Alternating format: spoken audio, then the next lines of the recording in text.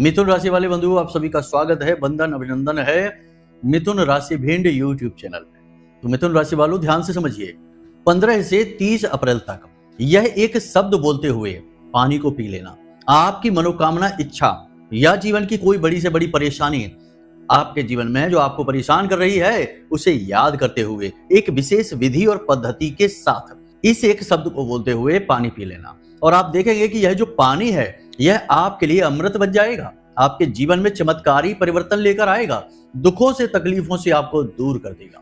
कारण क्या है, पानी को इतना महत्व क्यों दिया जा रहा है? पानी कोई हल्की चीज नहीं है, मामूली चीज नहीं है। कोई भी पूजा पाठ पद्धति, शुद्धिकरण या दिव्य ऊर्जा का आवाहन बिना पानी के, बिना जल के हो ही नहीं सकता है। याद रखना, जीवन जल से ही उत्पन्न हुआ है और पृथ्वी पर भी देखा जाए तो 70% से ज्यादा पानी है और इंसान के शरीर में भी 70% से ज्यादा पानी है और जल का सीधा संबंध चंद्रमा से माना जाता है। एक छोटा सा प्रयोग आप देखिए कि चंद्रमा को देखना, जैसे जैसे आसमान में चंद्रमा बड़ा होता जाएगा आपका मन प्रसन्न होता चला जाएगा और पूर्णिमा का जो चांद होगा, जो सबसे बड़ा चांद होता है, उस दिन आपका मन बहुत प्रसन्न होगा, दिल बहुत ही खुश होगा। लेकिन जैसे जैसे चंद्रमा छोटा होता चला जाएगा और जिस दिन अमावस की रात होगी उस दिन अनायास ही आपका मन दुखी हो जाएगा, किसी बात को लेकर आप टेंशन में आ जाएंगे, तनाव में आ जाएंगे। यह है चंद्रमा की शक्ति, यह है जल की शक्ति। तो आप जल को बिल्कुल भी हल्के में नहीं लेना, क्योंकि इसका सीधा संबंध चंद्रमा से है और चंद्रमा मन सो जाता है और इसका सीधा संबंध धन से भी है। कहा जाता है कि जिन लोगों के जीवन में जल बर्बादी होती है, जैसे कि वो हर बात में पानी बहुत बर्बाद करते हैं, उनके घर के नलों से भी पानी लगातार टपकता रहता है, ऐसे लोगों के जीवन में पैसा कभी नहीं आता, माता लक्ष्मी की कृपा कभी नहीं आती है। थोड़ा बहुत कमा के लाएंगे भी तो गुजारा चलाना मुश्किल हो जाएगा, क्योंकि फिजूल खर्चियों में पैसा खुद ब खुद चला जाएगा, रुकेगा ही नहीं घर में। तो ऐसे लोग हमेशा पैसे के लिए रोते दिखाई देते हैं। यानी कि यह जो जल की विधि है यह बहुत महत्वपूर्ण विधि है। यदि आपने जल का सही तरीके से प्रयोग करना सीख लिया तो जल आपकी हर मनोकामना पूरी कर सकता है, हर एक इच्छा पूरी कर सकता है, नकारात्मकता को दूर भगा सकता है। नकारात्मकता है क्या? अशुद्धि है। जी हाँ, ध्यान से समझिए। कांच का अगर मान लो कोई शीशा है जिसमें आप अपना मुख देखते हैं तो पूरा शीशा ठीक है, लेकिन थोड़े से भाग में उसमें मैल जम गया है, गंदगी जम गई है, तो वही तो नकारात्मकता है, अशुद्धि। आप उसे यदि साफ कर देते हैं किसी विधि से तो पूरा शीशा शुद्ध हो गया, यानी सकारात्मक हो गया, नकारात्मकता को हटा दिया। ऐसे ही जीवन में नकारात्मकता आ जाती है, खास तौर से धन को लेकर, क्योंकि धन जो है, पैसा जो है, वह बहुत ही नाजुक विषय होता है। धन को यानी माता लक्ष्मी को चंचला कहा जाता है और माता लक्ष्मी का स्वभाव स्थिरता का नहीं है, तो पैसे का विषय बहुत ही नाजुक होता है। तो जब भी जीवन में नकारात्मकता आती है, विषय पैसा ही होता है। इसी वजह से पैसे को लेकर बहुत सारे विधि विधान शास्त्रों में भी बताए गए हैं और अलग अलग विषयों में इनकी विषय पे चर्चा की गई है। आज का यह जो कार्यक्रम है यह विशेष तौर पर धन और उससे जुड़ी समस्याओं को ध्यान में रखते हुए बनाया गया है। आपने इस कार्यक्रम को अंत तक देख लिया तो दो बातें तो निश्चित हैं। पहली यह है कि पैसे को लेकर आपके जीवन में जो भी समस्या है, अब याद रखना कि पैसे से बहुत सारी समस्याएं शुरू होती हैं, जैसे रिश्ते नातों में उथल पुथल, भाई भाई के बीच झगड़ा है, क्यों झगड़ा है? पैसे को, प्रॉपर्टी को लेकर। पिता पुत्र में नहीं बन रही, क्यों नहीं बन रही? क्योंकि पुत्र पैसे नहीं कमा पा रहा, इस वजह से पैसे को लेकर विवाद हो रहा है। पति पत्नी के बीच भी खींचतान है, नकारात्मकता है, क्योंकि पति पत्नी की जरूरतें पूरी नहीं कर पा रहा, कभी कभी जरूरतें किसी की ज्यादा होती हैं, तो मूल जरूरतें भी पूरी नहीं कर पा रहे, तो झगड़ा होने लगता है और वही अलगाव का कारण बनता है। तो मूल में देखा जाए तो कारण बहुत सारी समस्याओं का धन ही बनेगा। तो आज इस कार्यक्रम को यदि आप अंत तक देखते हैं तो एक बात तो निश्चित है कि आपके जीवन में धन का आगमन होगा, 100% गारंटी है। अब कहां से होगा? ऐसा नहीं है कि कोई आपको लाखों करोड़ों रुपए देकर चला जाएगा, नहीं, इस तरह से पैसा आता नहीं। ये बातें भी अच्छी नहीं, व्यवहारिक बातें नहीं है, झूठ है, अनर्गल है। पैसा जो आपने कर्म किया है, जिसके लिए आपने मेहनत की है, वह पैसा आपको मिलेगा। होता तो यही है कि मेहनत का भी फल नहीं मिलता। बहुत सारे लोग कहते हैं कि गुरुजी हम मेहनत तो बहुत करते हैं लेकिन फायदा बहुत ही कम होता है। बहुत सारी उम्मीदें होती है जिन पर पानी फिर जाता है। पैसा आता भी है तो रुकता नहीं है। यानी कि पैसा आपके जीवन में आएगा, आपका रुका हुआ धन आएगा, आपकी उम्मीद जहां से थी वहां से आएगा। आपने प्रॉफिट के लिए कहीं इन्वेस्ट किया था तो वहां से प्रॉफिट निकलेगा, यानी पैसा आपके जीवन में आगमन बनेगा, फ्लो बनेगा पैसे का। ठीक है, पहली चीज तो यह है। दूसरी चीज, आप कर्जे में हैं, कोई आपको परेशान कर रहा है, शत्रु बाधा है, कोई विवाद है, कोर्ट कचहरी का मैटर है, कहीं पर भी आप उलझे हुए हैं, बहुत बुरी तरीके से पैसे को लेकर स्थिति खराब है, तो अब इस स्थिति में भी आपको निवारण प्राप्त होगा। जी हाँ, यानी आपके विवाद समाप्त हो जाएंगे, कर्जा है तो वह समाप्त हो जाएगा, धीरे धीरे होगा, रातों रात नहीं होगा, लेकिन होगा जरूर, ये बात निश्चित है। और इसके परिणाम आपको 7 दिन के अंदर दिखाई देंगे। यह जो हम आपको शब्द बता रहे हैं और एक विशेष विधि बता रहे हैं, इस विधि के आधार पर आप जल में इस शब्द को बोलकर पिएंगे तो आप देखेंगे कि चमत्कार 7 दिन के अंदर आपको परिणाम दिखेंगे गारंटी के साथ। जी हाँ, इसी के साथ साथ ग्रहों के परिवर्तन के, राशि परिवर्तन और नक्षत्र परिवर्तन के आधार पर जीवन में कुछ मूलभूत बदलाव, कुछ जरूरी काम जो आपको करने हैं और कुछ ऐसी चीजें जिनसे आपको पीछा छुड़ाना है, इनके विषय में भी चर्चा करेंगे। और अंत में आपको बताएंगे वह महाशक्तिशाली प्रयोग, जिस प्रयोग को करने मात्र से 7 दिन के अंदर अंदर हर एक प्रकार की बाधा समाप्त हो जाती है, नकारात्मकता दूर हट जाती है। जैसा हमने आपसे कहा था अभी कि शीशे के ऊपर थोड़ा सा मैल कहीं जमा है तो वह आपके चेहरे को स्पष्ट नहीं दिखाएगा, तो वही तो नकारात्मकता है। तो वही जो मैल आपके जीवन में जम गया है, कार्य चाहे धन रहा हो चाहे कुछ भी रहा हो, वह मैल साफ हो जाएगा। ऐसा शक्तिशाली, महाशक्तिशाली प्रयोग अंत में कार्यक्रम के आपको हम देंगे। यानी आज का यह कार्यक्रम बहुत सारी विशेष गूढ़ विषयों को लेकर आया है। इसे अंत तक देखना आपका धर्म है, आपका फर्ज है, वरना आप अपने साथ ही नाइंसाफी कर बैठेंगे और अपने पूरे परिवार को भी दुख परेशानियों में झोंक देंगे। क्योंकि देखिए, आप परेशान, आप दुखी, आप कष्ट में, तो आपका पूरा परिवार भी कष्ट में होगा ना। ऐसा तो नहीं होता कि एक ही व्यक्ति परेशान है और परिवार के सारे लोग मजे कर रहे हैं, ऐसा तो नहीं होता है। तो बस यही आपके साथ होगा, ठीक है। तो उम्मीद करते हैं कि सारी बातें आपको समझ में आ गई हैं। अब आप कार्यक्रम में अंत तक अवश्य ठहरेंगे। तो चलिए महामाई को याद करते हैं। कमेंट बॉक्स में लिखिए पूरे भक्ति भाव के साथ, जय मां भद्रकाली कृपा करो। महामाई आपके ऊपर कृपा करेंगी, हमें पूर्ण विश्वास है। एक बार नहीं, 3 बार लिखना, ठीक है। तो चलिए बंधु, अब अपने कार्यक्रम को शुरू करते हैं, मूल विषय को प्रारंभ करते हैं। प्यारे मित्रों, हमारे अत्यंत प्रिय और परम पूज्य अमिताचार्य जी के पास माँ बगलामुखी और माँ भद्रकाली की साधनाओं का वर्षों का अनुभव है और माता रानी की इनके ऊपर पूर्ण कृपा और सिद्धि है। आचार्य जी ने अपने सटीक कुंडली विश्लेषण और श्रेष्ठतम उपायों के माध्यम से हजारों लोगों के जीवन को खुशियों से भरा है। आचार्य जी का कुंडली विश्लेषण और उपाय करवाने का तरीका इतना अद्भुत है कि जीवन के हर एक दुख और कष्ट का कारण जड़ से ही समाप्त हो जाता है।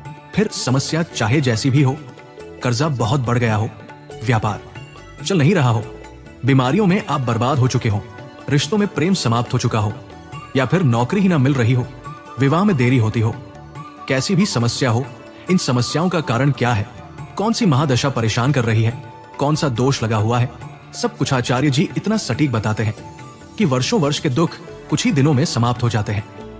अगर आपके जीवन में भी कोई ऐसी संकट की घड़ी है तो यही सही समय है जब आप पूज्य आचार्य जी के हाथों से अपनी कुंडली का विश्लेषण करवाएं और वर्षों से चल रहे दुखों और संकटों के इस चक्र से बाहर निकल जाए। प्यारे मित्रों, अभी वीडियो में दिए गए नंबरों पर फोन करिए और अपनी कुंडली का श्रेष्ठतम आकलन करवा डालिए। जिंदगी बदलने का ये सबसे बड़ा मौका हाथ से मत जाने दीजिएगा। जय माई की, महामाई आपका कल्याण करे। देखिए, हम जो भी कुछ बोलते हैं वे अक्षर होते हैं, अक्षरों से बनती है हमारी भाषा, हमारी शैली, हमारा जीवन। जो हम किसी से एक दूसरे से बातें कर रहे हैं, अपनी जो सूचनाएं हैं, आदान प्रदान हो रहा है, यह अक्षरों के माध्यम से। अक्षर का मतलब होता है अक्षर, जिसका क्षरण नहीं होता है उसे हम अक्षर कहते हैं। यानी हमने किसी से कुछ कहा, लोग क्या कहते हैं कि अगर मारना है तो मार लो, लेकिन ऐसी बात ना बोलो, बेइज्जती ना करो। क्योंकि लोग क्या करते हैं, बातों को नहीं भूल पाते। लोग कई चीजें भूल सकते हैं, आपके द्वारा जो आपने नाइंसाफी कर दी वह भूल जाएंगे, आपने जो गलती कर दी उसे भूल जाएंगे, क्षमा कर देंगे, लेकिन आपने किसी से जो गलत शब्द कहे उसे लोग जीवन भर याद करते हैं। याद रखना। तो देखिए, ये बहुत बड़ी बात है, अक्षर कभी समाप्त नहीं होते। तो अब अक्षर के अंदर बहुत सारी ऊर्जा होती है। अब हमारे वेद पुराणों में या हमारे ऋषि मुनियों ने इस ऊर्जा को मंत्र का रूप दे दिया। यानी उन्होंने अक्षरों की ऊर्जाओं को पहचाना, अनुभव किया और उसे मंत्र का रूप दे दिया। तो कुछ मंत्र बीज मंत्र बन गए जिनमें अपार अकूत ऊर्जा भरी है उस देवता की, और कुछ साधारण उच्चारण मंत्र हो गए जो देवता के आह्वान आदि के लिए प्रयोग किए जाते हैं, कुछ देवता से निवेदन आदि के लिए प्रयोग किए जाते हैं।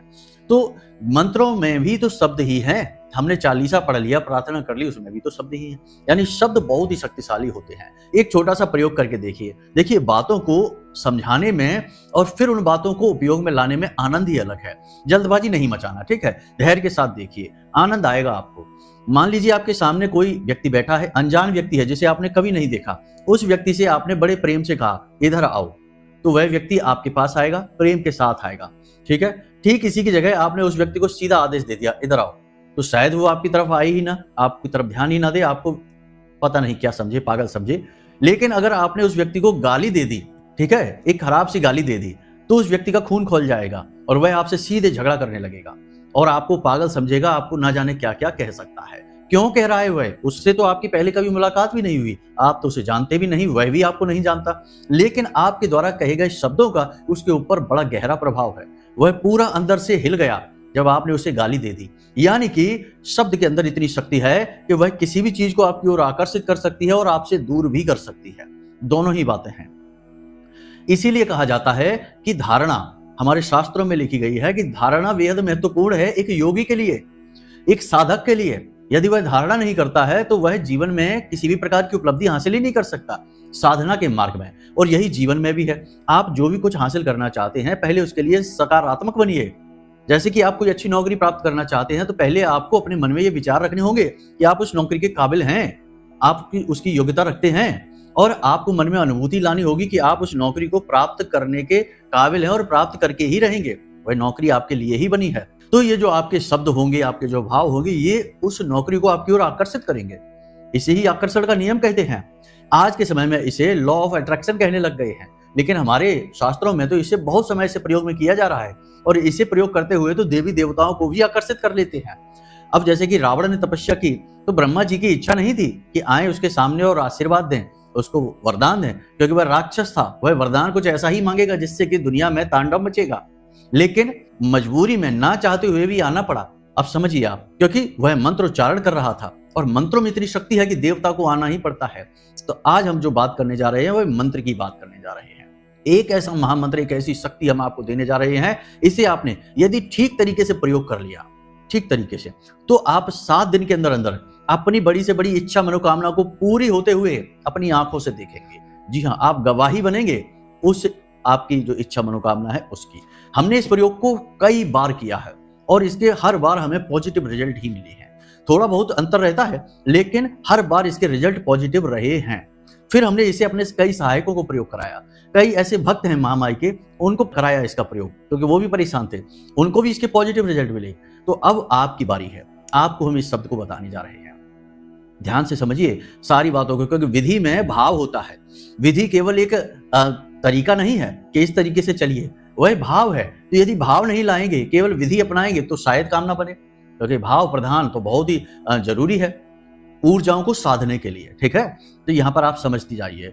आपको क्या करना है कि रात्रि के समय जब आप सोते हैं, उस समय आपकी बॉडी रिचार्ज होती है। विज्ञान की भाषा में कहें, दिमाग आपका रीसेट होता है, बॉडी आपकी रिचार्ज होती है। आप पुरानी थकान से उबरते हैं और आप तरोताजा होते हैं। ऊर्जा आपकी व्यवस्थित होती है, संतुलित होती है। ठीक है, विचार भी आपके शांत होते हैं। आध्यात्मिक स्तर पर यदि कहा जाए तो उस समय हमारा शरीर पूर्ण रूप से निष्क्रिय हो जाता है और हमारा जो सूक्ष्म शरीर है वह उस आध्यात्मिक जगत से अपने संपर्क को जोड़ता है और अपने जीवन के उद्देश्य को जानने की कोशिश करता है और तमाम देवी देवताओं की कृपा और आशीर्वाद प्राप्त करने की कोशिश करता है, ताकि आपको जीवन में सहायता प्राप्त हो। अब इस बात के क्या प्रमाण है? देखिए, प्रमाण बहुत सारे हैं, आप इंटरनेट पर सर्च करके देख लेना। बहुत सारे वैज्ञानिक ऐसे हैं जो अपनी खोजों में जाकर ऐसे उलझे कि फिर उन्हें समाधान ही नहीं मिला, तो वे सोए, तो सोते समय सपने में उन्हें उस समस्या का समाधान देखा। ऐसे जैसे हमारे यहाँ एक बड़े गणितज्ञ हुए रामानुजन, उनका कहना यह था कि जब उन्हें कोई सवाल का जवाब नहीं मिलता तो वो सो जाते हैं, और जब वो सोते हैं तो एक देवी माता थी जिनकी उनके ऊपर कृपा थी, तो माता सपने में आकर उन्हें लिखकर बताती थी लाल रंग की दीवार पर कि इस समस्या का यह समाधान है, इस सवाल को इस तरह हल करना है। और जब वो जागते थे तो हल करते थे तो सवाल हल हो जाता था। यानी सपने में उनका जो सूक्ष्म शरीर है वह दैवीय ऊर्जा के संपर्क में आता था। इसीलिए आपको सपने में तरह तरह की चीजें, तरह तरह के लोग, तरह तरह की स्थितियां दिखाई देती हैं, कई बार डरावनी और कई बार अच्छी। ये समझ में आया आपको? तो आप जब सोने जाएं रात्रि के समय, तो उस समय से यह प्रयोग शुरू होगा। आपको क्या करना है कि एक पात्र लेना है, तांबे का पात्र ले लें क्योंकि तांबा शुद्धता का प्रतीक होता है। तांबे के पात्र में आपको थोड़ा सा जल डालना है, छोटा सा पात्र ले लें, ज्यादा नहीं, जितना आप पी सकते हैं उतना ही, ठीक है। तांबे के पात्र में आप थोड़ा सा जल डालें, उसमें आप एक तुलसी का पत्ता डालें, ठीक है। अब कोई कहेगा रात्रि में कैसे तोड़ाएंगे तुलसी का पत्ता, बिना नहाए कैसे तोड़ लेंगे, तो अरे समाधान भी तो होते हैं चीजों के, केवल समस्याएं ही तो नहीं होती हैं। तो ठीक है, आप नहीं तोड़िए, आप बालक से तोड़वा लीजिए, बालक जिसकी उम्र 9 वर्ष से कम है उससे तोड़वा लीजिए, उसके लिए ये क्षमा है, उसके लिए अपराध नहीं है, ठीक है। और दिन के समय तोड़वाइए और उसे पूजा घर में रखवा दीजिए, रात्रि में उसे अपने पात्र में डाल दीजिए। तुलसी का पत्ता शुद्ध सकारात्मक ऊर्जा का, पॉजिटिव एनर्जी का सबसे बड़ा प्रमाण होता है, प्रतीक है, ठीक है। आपने उसे डाल दिया, अब उसमें थोड़ा सा कुछ मीठा डाल दीजिए, थोड़ा सा कुछ भी मीठा, यानी यह शुक्र है, ठीक है। आपने थोड़ा सा कुछ मीठा डाल दिया, बहुत मीठा नहीं डालना है बस, और उसे ढक कर रख दीजिए, ठीक है, अपने सिरहाने, और सो जाइए, ठीक है। अब आपको क्या करना है कि अगले दिन जब आप सोकर जब आप जागे तो उस समय आपको सीधे बैठना है अपने ही बिस्तर पर, पालथी मार के बैठ जाते हैं सुखासन में, ठीक है, बैठना है। और बैठने के बाद में आपको कराग्रे मंत्र करना है, क्योंकि यह तो दिन की शुरुआत की पहली पद्धति है, कराग्रे मंत्र करना है। कराग्रे वर्षते लक्ष्मी कर मध्य सरस्वती, इस प्रकार से आपको करना है। और उसके बाद में आपको स्थान देवताभ्यो नमः, स्थान देवताभ्यो नमः, स्थान पर जो भी देवता हैं उस समय उनको नमः, ठीक है। उसके बाद आपको पितृ देवताभ्यो नमः, 3 बार बोलना है ये चीजें, पितृ देवताभ्यो नमः, पितृ देवताओं को नमः करनी है क्योंकि उनके ही वंशज हैं आप, उनको सबसे पहले, ठीक है। उसके बाद आपको कुल देवताभ्यो नमः, क्योंकि आपके कुल के जो पालनहार हैं, रक्षक हैं, आपके कुल के सुख दुख से जुड़े हुए हैं, उस देवी देवता को नमः, ठीक है। ये 3 क्रिया यानी 3-3 बार ये मंत्र आपको बोलना है। उसके बाद आपको उस बर्तन को उठाना है, उस पात्र को उठाना है और उसमें से जल निकाल कर किसी पीने वाले बर्तन में डाल देना है, ठीक है। अब उस तांबे के बर्तन को तो आप जूठा नहीं करेंगे क्योंकि वह दिव्य शक्तियों के संपर्क में आया है, ठीक है, तो उससे तो जूठा नहीं करेंगे, तो पीने वाले किसी बर्तन में डाल दीजिए। जिस बर्तन में आप डालें वह कांच का होगा तो सर्वोत्तम होगा, क्योंकि वह चंद्रमा का सूचक बन जाएगा। जल भी चंद्रमा का सूचक है तो इसकी शक्ति कई गुना बढ़ेगी। तो कांच के गिलास में इसे आप डाल दीजिए, तुलसी की पत्ती वगैरह सब इसमें डाल दीजिए, ठीक है। उसके बाद इस जल को आपको ऐसे देखना है, ठीक है, ध्यान से समझना है, विधि को अच्छी तरह से समझ लेना, भाव को समझना है। जल उस समय जीवित है, जीवंत है, क्योंकि उसमें माता तुलसी का सहयोग प्राप्त हो गया है, ऊर्जा पॉजिटिव है, रिचार्ज है पूरी तरह से, और आपकी हर एक इच्छा मनोकामना को पूरी करने का दम रखता है, ठीक है।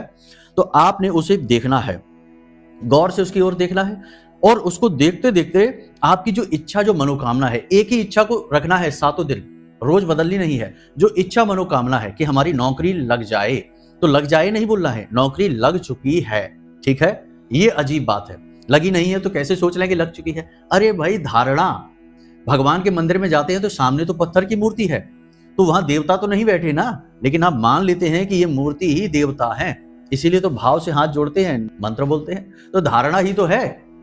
तो ये धारणा आपको करनी है, ठीक है, कि आपकी नौकरी लग चुकी है, कर्जे से मुक्ति चाहिए, आप कर्जे से मुक्त हो चुके हैं, ठीक है। इस तरह मन में भाव लाना है कि आपका हो, फिर आप अनुभव करिए कि आपको जब आप नौकरी लगेगी तो कैसा महसूस कर रहे हैं। जब आपको कर्जे से मुक्त हो गए हैं, जीवन बहुत अच्छा हो गया, खूब पैसा कमा लिया है, कैसा महसूस कर रहे हैं, ठीक है।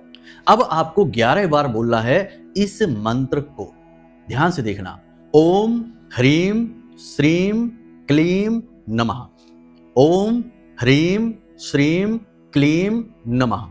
इस मंत्र को आपको बोलना है 11 बार, ठीक है। गिनती चाहे तो उल्टे हाथ से ऐसे कर सकते हैं, गिनती कर सकते हैं, या फिर अंदाजा लगा लीजिए कि 11 बार बोलना है, कम नहीं बोलना है, इससे ज्यादा भी बोल सकते हैं, कोई दिक्कत नहीं होगी, कम नहीं बोलना है, ठीक है। तो इस मंत्र को आपको बोलना है ह्रीम श्रीम क्लीम नमः, इस मंत्र को बोलना है। इसमें देखिए जो ह्रीम आपने बोला है वह माँ बगलामुखी को समर्पित है। कुछ लोग इसे हिलीम बोलते हैं, हम भी इसे हिलीम ही बोलते हैं, लेकिन अभी यहाँ पर कुछ लोग आ जाएंगे जो कहेंगे कि अरे लिखा तो ह्रीम है और बोल रहे हिलीम है। तो ह्रीम और हिलीम ये एक ही हैं, बोलने की पद्धतियां अलग हैं। उसके बाद श्रीम माता लक्ष्मी हैं और क्लीम माँ काली है। माँ काली के साथ साथ कामदेव, कृष्ण और आकर्षण का सबसे शक्तिशाली मंत्र है यह।